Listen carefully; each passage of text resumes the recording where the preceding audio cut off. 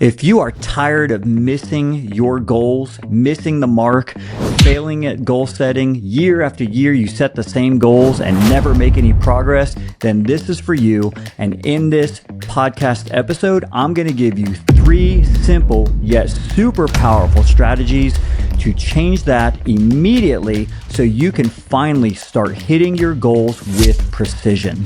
It took me years to figure this out. I've owned 4 companies, and over the course of those, I've hit some great milestones and I've had lots of failure too. One thing I ended up having was a bad relationship with goal setting, and it really messed me up. What I learned is what I'm going to teach you today, and it'll set you free so you can finally hit your targets. Number 1, switch from making outcome-based goals to activity-based goals. That is so important. I'm going to say it again. Switch from making outcome-based goals to activity-based goals. What do I mean by that? Well, here's what I mean. I used to set and manage really big goals. Let's say, for example, you want to get to $5 or $10 million in your business, and that's your goal. So then you're thinking about that all the time, but you're not thinking about the activities as much of what's going to lead to that actual outcome. So instead of having a big, hairy, audacious goal, that's your primary focus, that should be off in the horizon. You should be focused on that as well, but you should set activity-based goals every single week, month, and year that are going to lead to that outcome. Follow me on this. First, zoom out. Think about this. If you did these activities over the next 12 months, it would be reasonable to believe that you're going to get closer to that outcome-based goal, okay? Then, after you have that complete list, zoom back in, focus on the most important next thing, and put that into what's called a 2-week sprint. You have this master list of activities for the next 6 to 12 months. You're taking those and you're putting 1 or 2 and putting them in a 2-week sprint to where you're focusing on the top 5% of the things that are going to move you forward towards that big, hairy, audacious goal, right? When you do that, I promise you will become more productive and move closer to that goal than you ever would have imagined was possible. It's not about doing more. It's not about trying harder. It's about doing the right thing and growing wisely. When you spend your time wisely and do the thing that has the most impact on your business on a regular basis, you will grow wisely and faster and more stable, and it'll be a lot less stress for you. Remember, it's not about doing more. It's about doing the right activities and doing them in the right order. Number 2, force accountability on those activity-based goals. I'll give you a perfect illustration of that. Just started doing content again. And I'll be honest, I've been dragging my feet on this for a long time, and I wish I didn't. But business got really busy. We were going through some major growth spurts, onboarding lots of clients, getting great results. But the problem was I fell behind on something that I knew was important because I wasn't held accountable to it.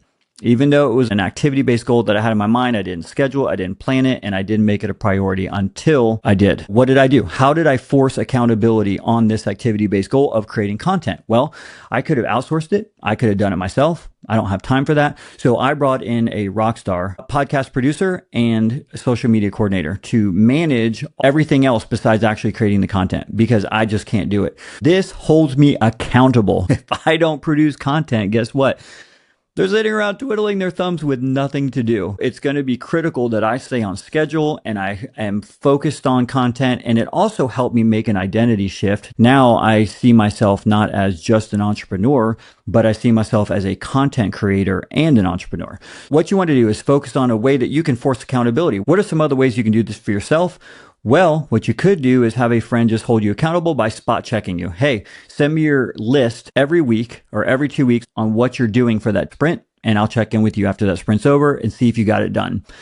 Are you really going to want to have a conversation with one of your business associates, your business partner, friend, or spouse and be like, yeah, I didn't get that done? That's a tough conversation to have.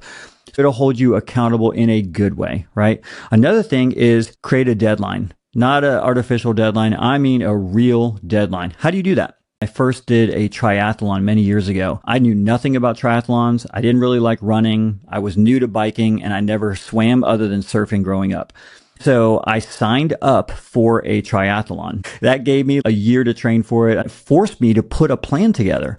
I had to learn how to swim. When I first got in the pool, I barely made it across one side of that pool and about drowned before I got to the end of that pool. Nevertheless, I was gritty. I stuck with it. I had a game plan, and it forced me to make activity-based goals and put structure in place to reach that outcome-based goal, right? So that's one example that you can take and run with. Number 3, it's time to celebrate the micro wins. I don't know if you're like me. I'm a very type A, high-driven personality where I always want to push for more, and I'm always wanting to see what can I accomplish next. I'm very future thinking.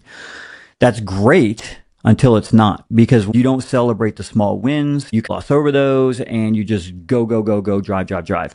What I would encourage you, for those of you that are like me, celebrate your wins. Check off the activity-based goals, because you can end up having a fixed mindset around goals if you keep missing your big targets and you're not thinking about how you're moving closer to those targets. Focus on celebrating wins and move your identity through building confidence in this from a, goal loser or whatever you want to call it, to someone who crushes their goals on a regular basis. That will build momentum in your own thinking, and it'll build a better energy when it comes to goals. And then finally, you will eventually be moving closer to your big goal that you want to accomplish. So here is your Grow Wisely homework. I want you to think about this.